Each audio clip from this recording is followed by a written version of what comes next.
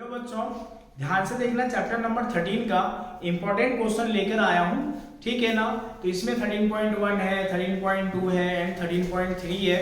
मैं ऑलरेडी इसका वीडियो, ठीक है ना, स्क्रीन रिकॉर्ड कर कर मैंने अपने चैनल पर डाल दिया है। 13 ठीक है ना, 1 का, 2 का, 3 का इंपॉर्टेंट क्वेश्चन। बट जो क्वेश्चन अभी कुछ बच्चों को डाउट है कि सॉल्यूशन में प्रॉब्लम हो रहा है, तो उससे रिलेटेड कुछ क्वेश्चन अपन करते हैं। सबसे पहले 13.2 के क्वेश्चन को हम समाप्त करते हैं बेटा। 13.2 के क्वेश्चन क्या होता है, यहाँ सिली मिस्टेक का ज्यादा से ज्यादा चांस है 13.2 में, ठीक है। तो देखें ध्यान से, 13.2 की कहानी इस प्रकार से रहेगा बेटा। सबसे पहले अगर मान लो A and B two event है, ठीक है।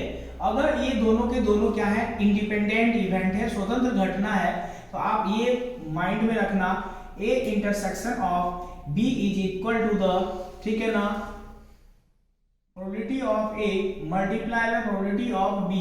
ये माइंड में रखना आपके माइंड में। अगर A and B two event है, अगर A B and C 3 event है और तीनों के तीनों क्या है, इंडिपेंडेंट है। यहां मैंने क्या बोला, ए एंड बी क्या है, इंडिपेंडेंट इवेंट है, तो उसके लिए ये A B and C are independent है। इसके लिए भी कंडीशन ये इतना आपके माइंड में लेकर चलना है, ठीक है। तो ये ऑब्जेक्टिव के लिए आपके लिए ट्रू फॉल्स में काम कर सकता है, ये आपको लेकर चलना है बच्चों, ठीक है। तो आगे की और बढ़ते हैं, ध्यान से सुनना। अगर मान लो कि म्यूचुअली एक्सक्लूसिव इवेंट है, ए एंड बी क्या है, म्यूचुअली एक्सक्लूसिव इवेंट है, परस्पर अवर्जी घटना है, तो इस केस में ए इंटरसेक्शन बी क्या होता है, 5 होता है। तो इस केस में ध्यान से सुनना, मैंने क्या बोला, इस केस में ए इंटरसेक्शन बी जो होता है वो क्या होता है, नल सेट होता है, याद रखना, ये माइंड में रखना इस केस में। और यहाँ पर मैं एक न्यू केस बनाऊंगा, probability of A union B, तो यहाँ पर बनेगा probability of A plus probability of B बन जाता है, ठीक है ना। अगर ऐसा कंडीशन रहता है तो आपको ऐसे सॉल्व करना है। बोले सर ऐसे हुआ क्यों, ठीक है। तो ये इस केस में जब ये होता है तो number of A intersection of B निकालेंगे तो वो 0 हो जाता है। जब इसकी प्रोबेबिलिटी निकालोगे, ठीक है ना, ए इंटरसेक्शन ऑफ बी का, वो 0, ये भी 0 ही मिलेगा, जिसके कारण एक फॉर्मूला आपने देखा होगा, probability of A union B is equal to the probability of A plus probability of B और minus probability of A intersection of B. इसीलिए ये पार्ट 0 होने पर ये फॉर्मूला ऐसा होता है। क्लियर है, ये सारे फॉर्मूले आपके माइंड में रहना चाहिए। एक बात और सुनना, ठीक है, बचपन से पढ़ते आए हैं। अगर मान लो कि मैं बोलूं कि सिक्के को उछाल रहा हूं, ठीक है ना, तो हेड आने का 1/2, टेल आने का कितना 1/2 ही रहेगा। यहां पर कंडीशन क्या होता है, अगर मान लो सिक्के को उछाल रहा हूं तो सक्सेस और अनसक्सेस का रेट क्या होता है, इक्वल होता है, ठीक है। बट सक्सेस प्लस अनसक्सेस जोड़ने पर क्या मिलेगा, 1 बनेगा। तो अगर मैं प्रोबेबिलिटी ऑफ ए रखूं और ये सक्सेस में आता है और ये क्या होता है, डैश वाला अनसक्सेस आता है, दोनों का सम कितना होता है, 1 के बराबर होता है। और किसी भी चीज की प्रोबेबिलिटी की औकात जो होती है, रेंज होती है, ठीक है ना, तो ये यहां से यहां तक होता है, 0 से लेकर 1 के बिटवीन होता है। ये भी माइंड में सेट रखेंगे, ठीक। अब चलिए कुछ क्वेश्चन कर लेते हैं। इतना करने के बाद एक कॉन्सेप्ट आया, डी मार्गन लॉ, वो भी अपने माइंड में रखना है, डी मार्गन लॉ, ठीक है ना। डी मार्गन लॉ भी अपने माइंड में लेकर चलना। डी मार्गन का रूल याद रखना बेटा, ठीक है, आपने सेट में पढ़ा होगा। Probability of A dash union B dash, ये होता है probability of A intersection B of whole dash होता है। ये डी मार्गन लॉ है, याद रखना, ऑब्जेक्टिव में काम करेगा। और यहां से अब ध्यान देना बेटा, फिर से आगे थोड़ा सा बढ़ रहा हूं। अगर मैं प्रोबेबिलिटी ऑफ, ध्यान से देखना, A dash intersection B dash होगा, तो इसे हम बोलेंगे probability of A union B of whole dash होगा। ये भी आपके माइंड में रहना चाहिए, ये डाटा अपने माइंड में लेकर चलना बच्चों, ठीक। अब चलते हैं 1 बाय 1 कुछ क्वेश्चन कर लेते हैं। क्वेश्चन बहुत आसान रहता है, ठीक है, बट सिली मिस्टेक होने का संभावना ज्यादा रहता है इस चैप्टर 13 ठीक है ना 2 में। चलिए आगे चलते हैं, ध्यान से देखो, क्वेश्चन करना स्टार्ट करते हैं। क्वेश्चन क्या होगा, एनसीईआरटी आप ओपन कीजिएगा, ठीक है। एनसीईआरटी जब ओपन कीजिएगा तो 13.2 में आप जाइए। 13.2 का क्वेश्चन नंबर 7 कीजिए, ठीक। क्वेश्चन नंबर 7 आपको करना है बेटा। क्वेश्चन नंबर 7 किस प्रकार से है, ध्यान से देखो। 13.2 का क्वेश्चन नंबर 7 करना है आपको। क्वेश्चन नंबर 7, यहाँ पर कुछ कहानी गिवन है। Probability of A equal to given है आपका 1/2 and probability of A union B is equal to the 3/5 है, ठीक है। And probability of B equal to कितना है, पी है। आपको कुछ कंडीशन दिया है, बोला है कि अगर म्यूचुअली एक्सक्लूसिव इवेंट होता है, A and B are mutually exclusive event, उस केस में पी का वैल्यू निकालो। अगर ए और बी परस्पर अवर्जी है तो उस केस में पी का मान ज्ञात करो। अगर इंडिपेंडेंट है उस केस में भी पी का वैल्यू निकालने के लिए बोला गया है, ठीक है। तो पहला केस क्या है, म्यूचुअली एक्सक्लूसिव इवेंट। तो हम म्यूचुअली एक्सक्लूसिव इवेंट के लिए ए यूनियन बी का लगाए यहाँ पर कंडीशन। तो ये रहा probability of A plus probability of B. तो यहाँ पर क्या हो जाएगा, इसका वैल्यू कितना है 3/5, यहाँ से मैंने 3/5 निकाल लिया। पी ए का वैल्यू कितना है 1/2 प्लस का ये पी, देन यहाँ से कितना हो गया, ये रहा मेरा 3/5 माइनस का 1/2 इक्वल टू पी। देन यहाँ से एलसीएम लिए, कितना हो गया 10, ये 6 माइनस का 5 इक्वल टू पी। देन यहाँ से p इक्वल टू मिला 1/10। ये आपका फर्स्ट क्वेश्चन का आंसर आ चुका है, ठीक है ना। आप इसे आराम से कर सकते हो, मिस्टेक मत करना। इसके बाद सेकेंड क्वेश्चन जस्ट अभी आपके सामने में आने वाला है, ध्यान से सुनना। सेकेंड क्वेश्चन की कहानी इस प्रकार से है बच्चों। सेकेंड क्वेश्चन की कहानी यहाँ है कि प्रोबेबिलिटी ऑफ, यहाँ पर ए एंड बी क्या है, इंडिपेंडेंट इवेंट है, उस केस के लिए बताइए। तो सबसे पहले ये फॉर्मूला हम जानते हैं, ठीक है ना, ये लगा दीजिए आप, ध्यान देना, ये आपने 11th क्लास से पढ़ा है, ठीक। अब कंडीशन क्या है, ए एंड बी क्या है, इंडिपेंडेंट इवेंट है। इस केस के लिए क्या करना पड़ेगा, इसको पहले मैं जैसा था वैसा ही लिख देंगे। अगर A and B are independent event है, स्वतंत्र घटना है, तो ये क्या होगा, probability of A multiply by probability of B हो जाएगा। सबका वैल्यू उठाइए, यहाँ पर सब्स्टिट्यूट कर दीजिए। इसका वैल्यू कितना है मेरा 3/5 है, इसका वैल्यू कितना है मेरा 1/2 है, इसका वैल्यू कितना है p, और इसका वैल्यू क्या है 1/2 है, और इसका वैल्यू कितना है p है। अब सिस्टमैटिक आपको मल्टीप्लिकेशन करना पड़ेगा डिसिप्लिन मेंटेन करते हुए। ये 3/5 माइनस 1/2, और यहाँ पर आप एक काम करो, p माइनस ये रहा मेरा p/2, एलसीएम ले लेना, ये रहा एलसीएम 2 एंड 5 का 10, और यहाँ से 6 माइनस का 5, और यहाँ पर LCM low 2p minus p divide by 2। अब कंडीशन क्या, यहाँ से क्या मिला हमें, यहाँ से 1/10, यहाँ से p/2 मिल गया, ठीक है ना। तो इस केस में आपको क्या मिलेगा बेटा, तो ये रहा p बराबर 2 मल्टीप्लाई बाय 1/10, तो p बराबर 1/5। आप ध्यान से इसे देख लें, आपका ये 1/5 आ चुका है।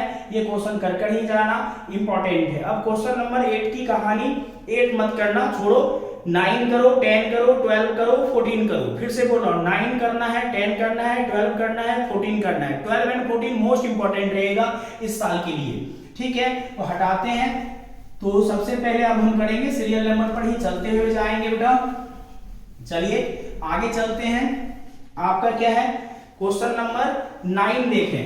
9 नंबर में क्या है, 13.2 का 9 नंबर क्वेश्चन क्या है बेटा, ध्यान से सुनना।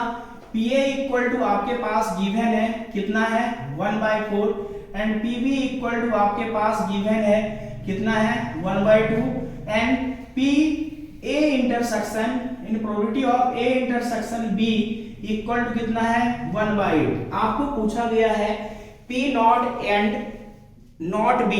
आप एक बात याद रखना, कुछ बच्चे भूल जाते हैं, याद रखें, ठीक है।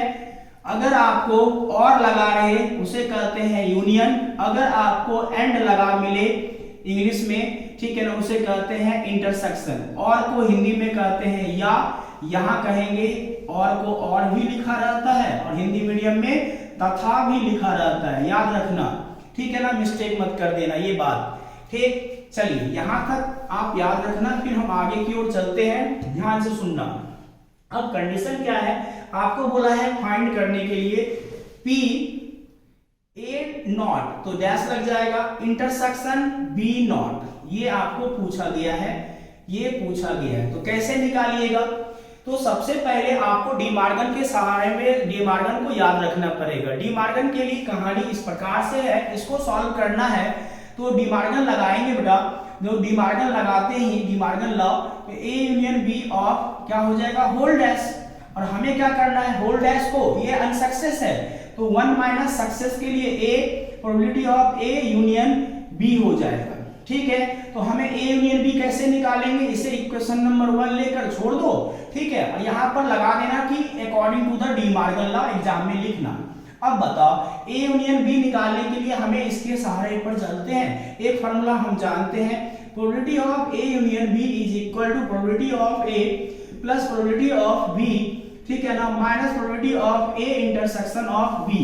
ठीक, उठाकर वैल्यू पुट कीजिए तो यहां से 1 बाय आपका 1/4 प्लस 1/2 माइनस 1/8, एलसीएम लेना आता है।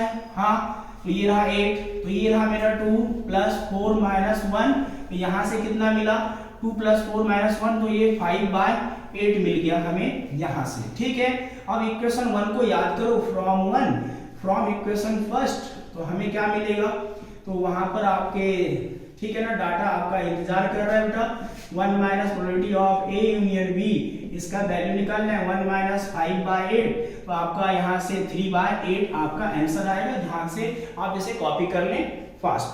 ठीक है, इसके बाद क्वेश्चन नंबर, हम आगे की ओर बढ़ेंगे, क्वेश्चन नंबर 10 की ओर हम चल रहे हैं, क्वेश्चन नंबर 10 की ओर चल रहे हैं। 9 आप कॉपी कर लीजिएगा, आगे चलते हैं बच्चों। ठीक है, अब हम चलेंगे कहां पर, क्वेश्चन नंबर 10 की ओर हम चलते हैं। क्वेश्चन नंबर 10 क्या है, ध्यान से देखना, 13.2 का क्वेश्चन नंबर 10 आपके पास गिवन है, probability of A is equal to the 1/2 and probability of B is equal to the 7/12। ठीक है ना, और आगे चलते हैं, ध्यान देना, और क्या गिवन है, प्रोबेबिलिटी ऑफ, ध्यान से देखो, ए डैश यूनियन, ठीक है ना, बी डैश, ये गिवन है। बोलो सर गिवन नहीं है, वर्ड में है, आपको लिखना आना चाहिए पी नॉट ए और नॉट बी, और का मतलब यूनियन, नॉट का मतलब डैश। ठीक है ना, ध्यान रखना, सिली मिस्टेक मत करना। चैप्टर सिली मिस्टेक का क्या है, खजाना है बेटा, याद रखना, महासागर है, मिस्टेक होगा अगर ध्यान से नहीं करोगे तो।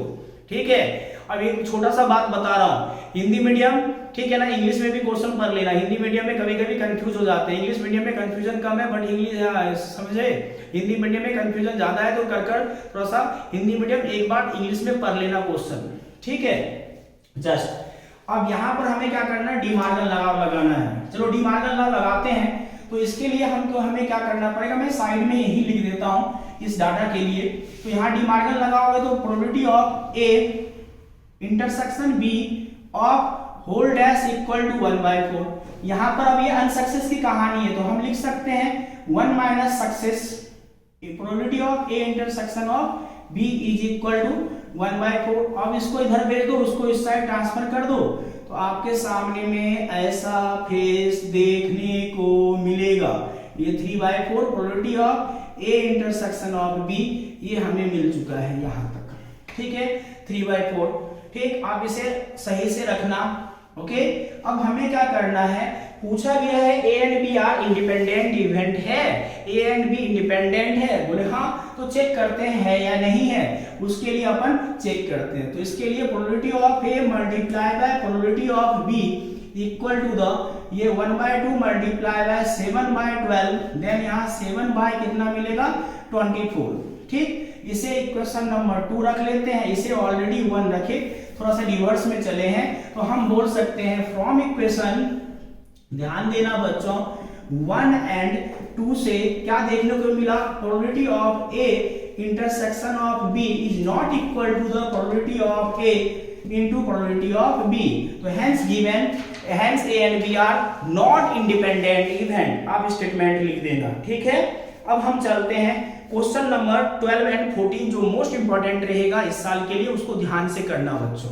ठीक है, चलिए हटाते हैं यहां से इस पार्ट को, ध्यान देना, चलते हैं आगे की ओर। देखें आपका जो क्वेश्चन नंबर, आपका जो 12 है बेटा, 12 इस प्रकार से है, थोड़ा सा ध्यान से देखना। आपको क्या बोला है, टॉस किया गया है एक डाइस को, कितने बार किया गया बेटा, 3 टाइम्स किया गया है। ठीक, आपको बोला है क्या कि ऑड नंबर एटलीस्ट वंस। ठीक, तो कैसे करोगे, तो सबसे पहले आप एक काम करो, सैंपल स्पेस लिख लो, सिक्के ठीक है ना, डाइस को उछालोगे तो आपको क्या क्या मिल सकता है, ये सारे नंबर मिल सकते हैं, ठीक है ना। तो नंबर ऑफ एस कितना मिल जाएगा बेटा, यहाँ से ये 6 मिल गया तो ये मिला।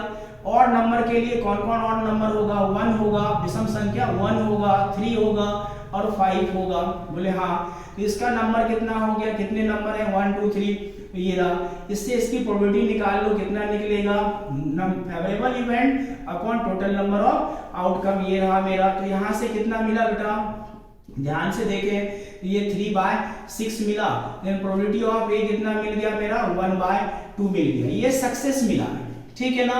और नंबर आने की प्रोबेबिलिटी हुआ, तो मैंने बोला और नंबर नहीं आने की प्रोबेबिलिटी कितना होगा, 1 - PA हो गया, ठीक है। तो यहां से कितना मिला बेटा, बोलो 1 - 1/2 कितना मिल जाएगा हमें, तो यहां से मिल जाएगा 1/2। आप इतना तक कॉपी कर रख लोगे। अब कहानी सुना, ध्यान से सुनना, क्या बोला, अगर डाइस को हम थ्रो कर रहे हैं, ठीक है ना, कम से कम एक बार और नंबर आना ही चाहिए, तो एक कॉम्प्लिकेट, ठीक है ना, लार्ज सॉल्यूशन दिखेगा। जैसे मैं बोला क्या, ध्यान से सुनना, ए बी और सी 3 स्टूडेंट हो, A B and C 3 student है, ठीक है। और मैं क्या करूंगा, किसी एक स्टूडेंट को मैं पीट रहा हूं, कम से कम एक स्टूडेंट को पीटना है। मैं मार्कर के एग्जांपल से आपको दे रहा हूं, ध्यान से सुनना।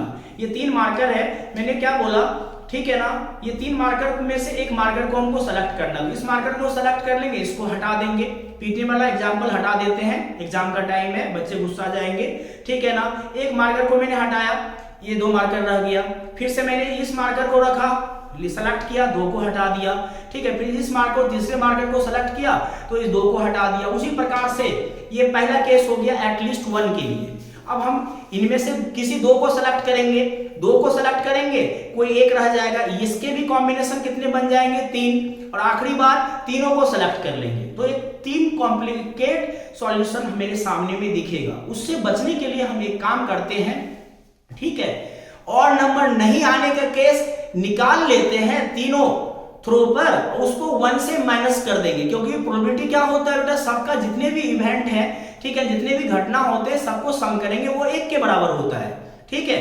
तो मैं ऐसा ही केस यहाँ पर क्रिएट करता हूं। तो मैं क्या किया, और नंबर नहीं आने का केस निकाल लेता हूं। तो और नंबर नहीं आने का पहले थ्रो पर भी, दूसरे थ्रो पर भी, और ये तीसरे थ्रो पर भी, ठीक है ना। ये तीनों केस निकाल लिया, कितना निकलेगा बेटा, 1/2, यहाँ लिख लेना और नंबर नहीं होने का, ठीक है ना। 1/2 मल्टीप्लाई बाय 1/2 तो 1/8। अब और नंबर होने का कितना हो जाएगा, टोटल कितना होता है 1 माइनस का 8 कर देंगे तो आंसर कितना आ जाएगा, 7/8 आ जाएगा, ठीक है ना। और अच्छा क्वेश्चन है, ध्यान से कर जाना, ठीक। इसके बाद ध्यान से सुने, अब हम 14 नंबर क्वेश्चन करेंगे। कौन सा क्वेश्चन करेंगे, 14 नंबर क्वेश्चन करेंगे। ध्यान से देखें, आपको क्या बोला गया है यहाँ पर, ठीक है, 2 पर्सन है ए एंड बी, किसी भी, ठीक है, किसी प्रॉब्लम को वो सॉल्व कर रहा है, किसी प्रॉब्लम को सॉल्व कर रहा है, ठीक। ए का प्रोबेबिलिटी है सॉल्व करने का, क्वेश्चन नंबर 14 की कहानी सुनना। ए की प्रोबेबिलिटी है सॉल्व करने का, कितना है, क्वेश्चन ने दिया है 1/2, और ए के और बी का सॉल्व करने का कितना दिया है, 1/3।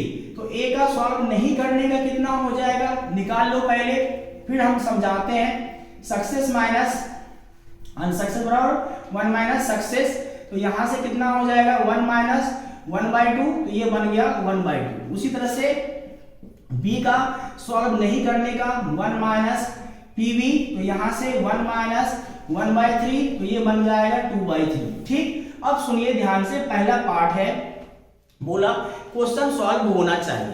क्वेश्चन सॉल्व करने का तरीका क्या होगा, ए करेगा, क्वेश्चन ए कर दिया, वो हमें क्या करना है, क्वेश्चन को सॉल्व करना है। ए कर दिया, बी ने नहीं किया, ओके, इस बार बी ने किया, ए ने नहीं किया, या दोनों मिलकर कर दिया। हमें टारगेट क्या दिया है, क्वेश्चन सॉल्व करने का। तो क्वेश्चन सॉल्व करने का केस कितना होगा, ए ने सॉल्व किया, बी ने नहीं किया, पहला केस, बी ने सॉल्व किया, ए ने नहीं किया, या दोनों मिलकर कर दे, तो कितने केस क्रिएट हो जाते हैं, 3 केस क्रिएट हो जाते हैं। हमें क्वेश्चन सॉल्व करने का टारगेट दिया है, तो क्वेश्चन सॉल्व करने का टारगेट क्या होगा, ए ने किया, बी क्या हो गया, अनसक्सेस। आगे चलते हैं, ठीक है ना, ए ने नहीं किया बी ने कर दिया, यहां भी क्वेश्चन सॉल्व हो जाएगा, या दोनों बोला हम साथ साथ चलकर क्वेश्चन को सॉल्व करते हैं। ठीक है, ये केस सामने में है, सब डाटा उठा कर दो, वैल्यू पुट करो। ठीक है ना, ये 1/2 नहीं होने का, बी का नहीं होने का कितना 2/3, ए का नहीं होने का कितना 1/2, बी का सक्सेस कितना 1/3। आगे चलते हैं तो यहां से 1/2 और ये 1/3 सॉल्व करें, ये 2/6 प्लस 1/6 प्लस 1/6 एलसीएम इज कितना होगा 6, तो यहां से 2 + 1 + 1 ये बना 4/6, आंसर कितना 2/3 सामने में है, ध्यान से देखें आंसर आपका 2/3 बना। ठीक, और सेकेंड केस क्या बना बेटा, सेकेंड केस में क्या बोला गया, ध्यान से सुनना कि आपको बोला गया है exactly one of them solve the problem, बोला कि exactly one of them solve the problem. इस केस में क्या होगा, आप यहां तक सॉल्यूशन देख रहे हो ना, ये वाला पार्ट हटा देना, दोनों में से कोई एक क्वेश्चन सॉल्व करने का बोला तो ये इतना तक रखना, ये आंसर हो जाएगा आपका सेकेंड पार्ट। सॉल्व कर लो 2/6 और ये 1/6, तो ये बना 3/6, आंसर इज 1/2, ये आपके सामने है। ठीक है, ये सारे क्वेश्चन आपको कर जाने हैं। अब सुनिए ध्यान से, एक बात ध्यान से सुनिएगा, इस चैप्टर में कुछ और इंपॉर्टेंट क्वेश्चन है जो आपको करना है, एग्जाम्पल का क्वेश्चन है, तो मैं नहीं कर पाऊंगा तब भी आपका काम हो जाएगा। ठीक है, 100% हो जाएगा। एग्जाम्पल का क्वेश्चन है बच्चों, एग्जाम्पल नंबर 10 कर लेना, एग्जाम्पल नंबर 10 कर लेना, एग्जाम्पल नंबर 11 कर लेना, एग्जाम्पल नंबर 11 कर लेना, ओके, एंड एग्जाम्पल नंबर 14 इसका सॉल्यूशन अपने एपिकल क्लास के चैनल पर है। एग्जाम्पल नंबर 14 का सेपरेट वीडियो है, नहीं समझ में आए तो वहां से आप देख लेना। ठीक है ना, आप जाकर देख लेना बेटा, वहां पर सेपरेटली वीडियो मैंने डाल दिया है। ठीक है, मैं वहां जाकर देखना, प्लेलिस्ट में 2 ही वीडियो है, दोनों के दोनों आप कर जाना। और आप ध्यान से सुनना बेटा, एग्जाम्पल नंबर जो 13 है उसको ध्यान से सुन लेना, ऑब्जेक्टिव के लिए इंपॉर्टेंट रहेगा। ध्यान से सुनना, अगर A and B E and F क्या है, इंडिपेंडेंट इवेंट है, तो हम बोल सकते हैं probability of E intersection of F is equal to the probability of E multiply by probability of F. अगर ई एंड एफ इंडिपेंडेंट होगा तो हम कह सकते हैं ई and F dash also independent होगा। अगला स्टेप सुनना, ई डैश एंड एफ भी ऑल्सो इंडिपेंडेंट होगा, and E dash and F dash also independent होगा। ध्यान रखना बच्चों, अगर ई एंड एफ स्वतंत्र घटना है तो हम बोल सकते हैं ई एंड एफ डैश भी स्वतंत्र घटना, ई डैश और एफ भी स्वतंत्र घटना, ई डैश एंड एफ डैश भी स्वतंत्र घटना होगा। इस केस के लिए जो सामने में लिख रहा हूं तो इसका फेस यहां भी ये फॉर्मूला मेरा अप्लीकेबल होगा। आप ध्यान से देखना, ये आपको इंपॉर्टेंट ऑब्जेक्टिव के लिए भी, ठीक है ना, आपको साथ देगा बेटा, इंपॉर्टेंट ऑब्जेक्टिव में आपको साथ देगा। और कुछ इंपॉर्टेंट ऑब्जेक्टिव, ठीक है, मैं कल सुबह भी करवाऊंगा, कल लाइव क्लास रहेगा, जिसको आने का है मन वो आकर पढ़ लेना बेटा। मैं कल इंपॉर्टेंट क्वेश्चन आपको कल करवाऊंगा लाइव के माध्यम से, इतना आप कर लेना बच्चों। ठीक है, चलिए अब लास्ट कहानी सुनना, एग्जाम्पल नंबर 2 कर ही जाना फाइनल एग्जाम के लिए। एग्जाम्पल नंबर 2, ठीक है, इसी एक्सरसाइज का मेरे हिसाब से वो भी क्वेश्चन इंपॉर्टेंट है, कर ही जाना। और बेस थ्योरम में जाकर मशीन प्रॉब्लम, जहां परसेंटेज ऑफ नट बोल्ट ये सब रिलेटेड है, मशीन प्रॉब्लम जाकर एक मिसलेनियस का क्वेश्चन है, ठीक है ना, वो मैं बोल ही देता हूं, मिसलेनियस का क्वेश्चन है। अगर इसके सॉल्यूशन को आपको देखना है, हम कल मिलेंगे आपसे। मिसलेनियस का जो क्वेश्चन है बेटा, 1 मिनट में बताता हूं कौन सा क्वेश्चन है। मिसलेनियस का क्वेश्चन नंबर, एग्जाम्पल नंबर 24 वो कर लेना, मशीन वाला क्वेश्चन। और एक क्वेश्चन और है बेटा, ठीक है, मशीन वाला क्वेश्चन कर ही लेना बेटा, एमपी बोर्ड को मशीन वाला क्वेश्चन बहुत अच्छा लगता है। और एग्जाम्पल नंबर 19 कर लेना, और एग्जाम्पल नंबर 21, इससे बेहद उससे बाहर पेपर जाएगा ही नहीं, ठीक है ना। चलिए नेक्स्ट वीडियो में मिलते हैं।